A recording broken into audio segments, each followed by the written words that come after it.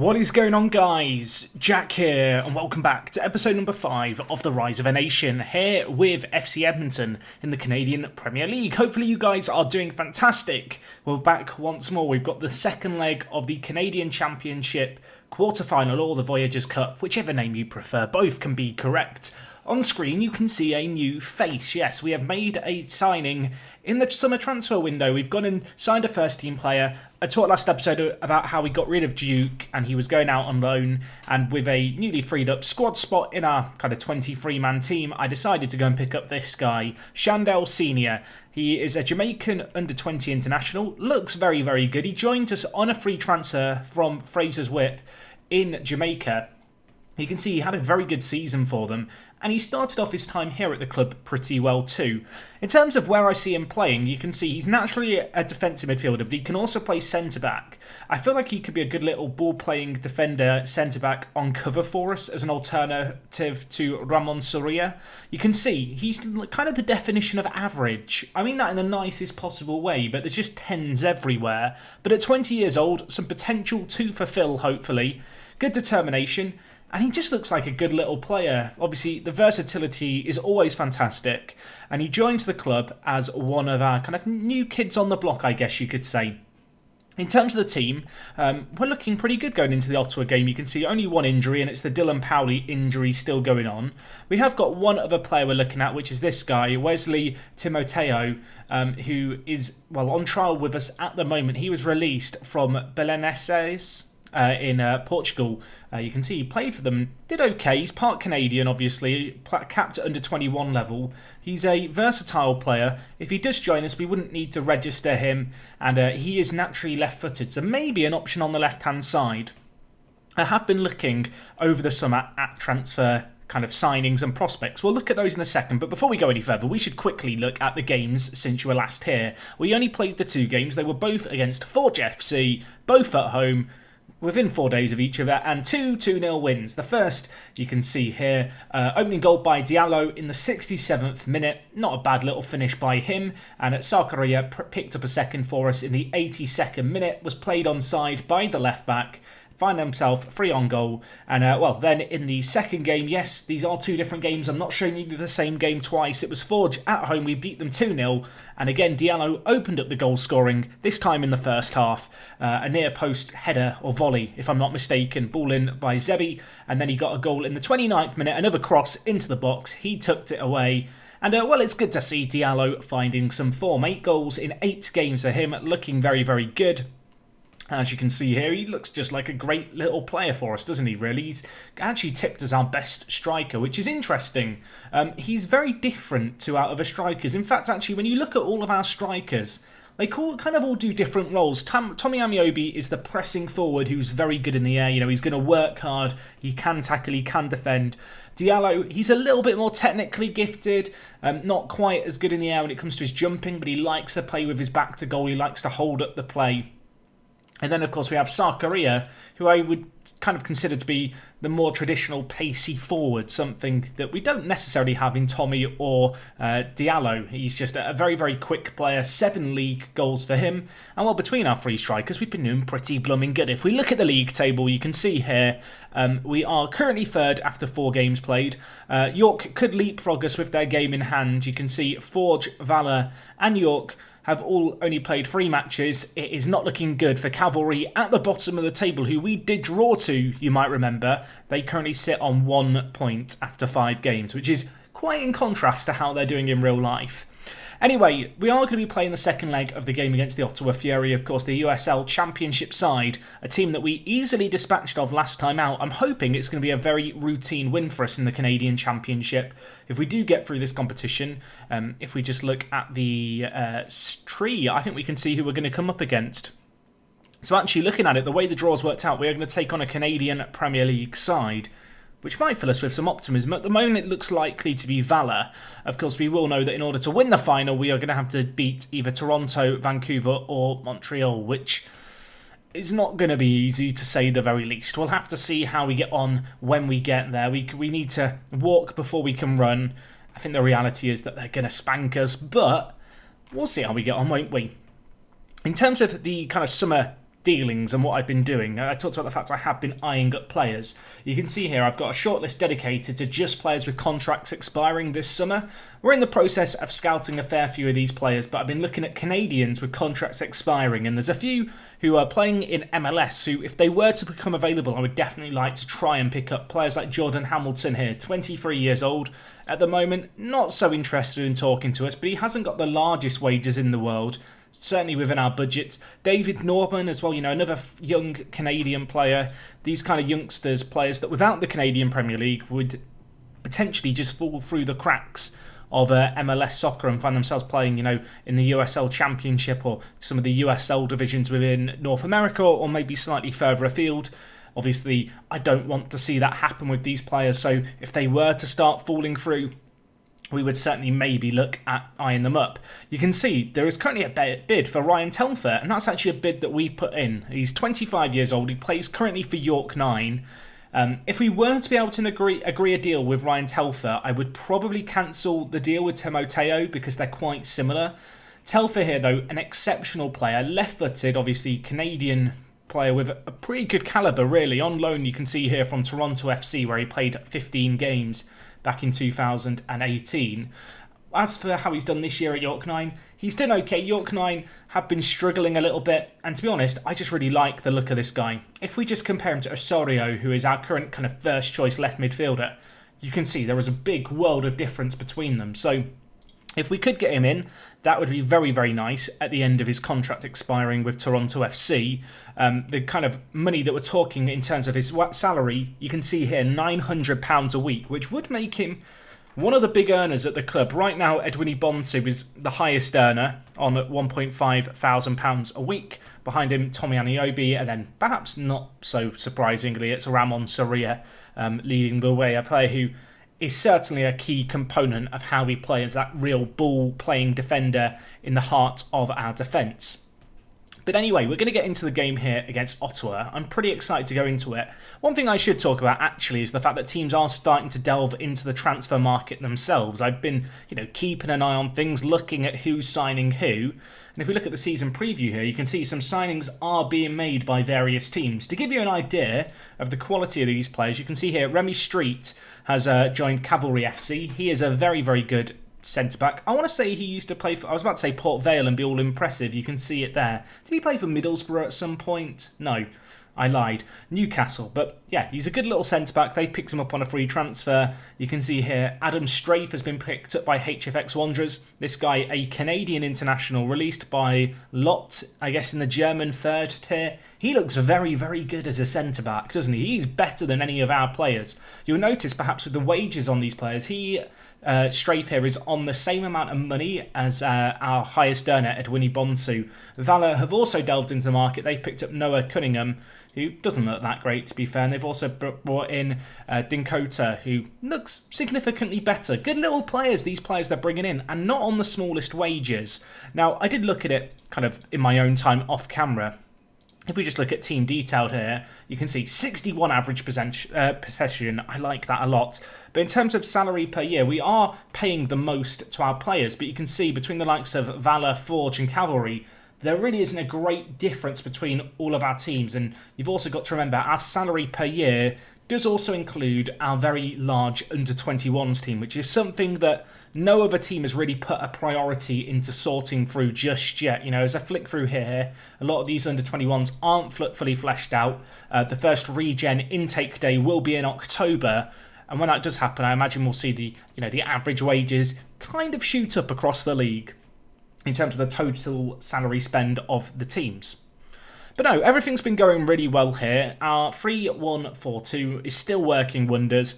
Obviously, we have got our alternative systems, but I am wondering if potentially as a plan B, instead of completely changing this shape now, because I feel like we know that this works as a system, maybe I'll try a system with an attacking midfielder and then, shift up the defensive midfielder. Essentially, bringing Marcelin up into this position, obviously swapping him around with whoever, but basically creating a more attacking variant of this system where rather than playing positive and controlling the play, we're a little bit more direct. Maybe the playmaker plays, in the pocket of space, commit a few men further up the field, it's certainly something that I'm weighing up as a potential option that we could look into.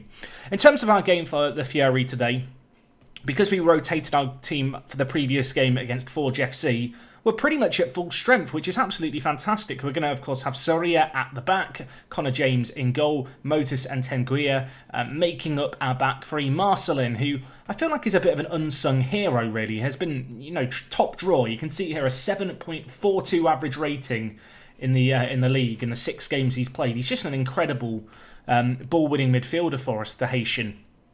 Ahead of him, of course, we've got Osorio out on the left. Lincourt Joseph, who has been a bit of a surprise package, really. He's doing exceptionally well. You can see HFX Wanderers are interested in signing him. That ain't happening. They can jog on.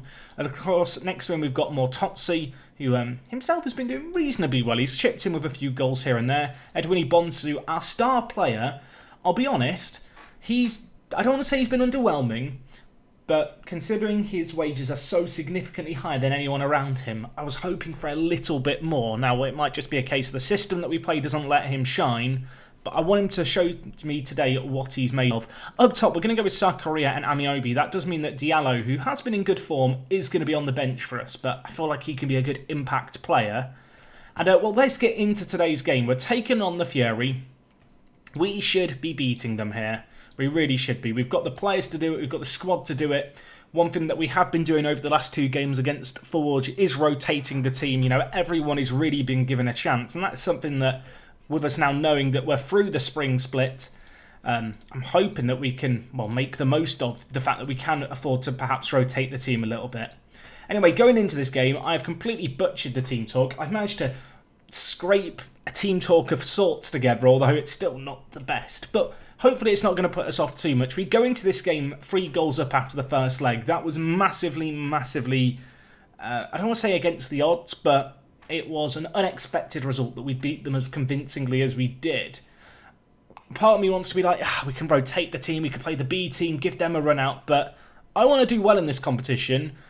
I worry that we fluked it last time against them. Like, we did play well, but away from home, this could be a different challenge. And look at the players they've got queuing up. Connor James to the rescue. Someone give him a cape and like a superhero suit. He needs it. He saves us so often in goal. But that is concerning that after 4 minutes they're hitting us that hard. And Connor James makes another save, this time off the line. I mean, 4 minutes into this game, we already look like we might be on the back foot a little bit.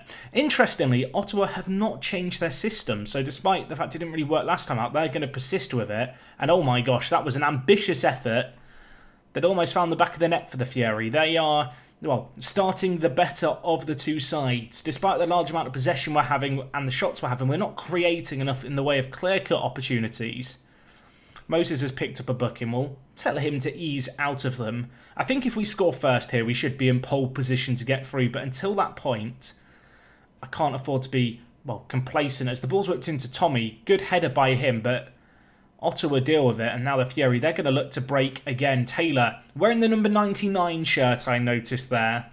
You kind of squad numbering purists, I know you exist in the comments section because you get annoyed when I auto number.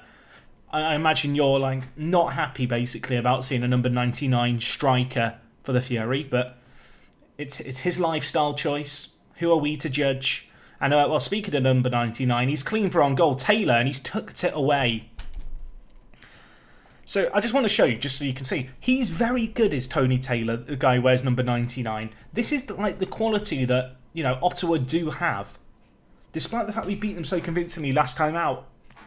This is going to be tricky. We need a goal now because it's only a 2-goal game.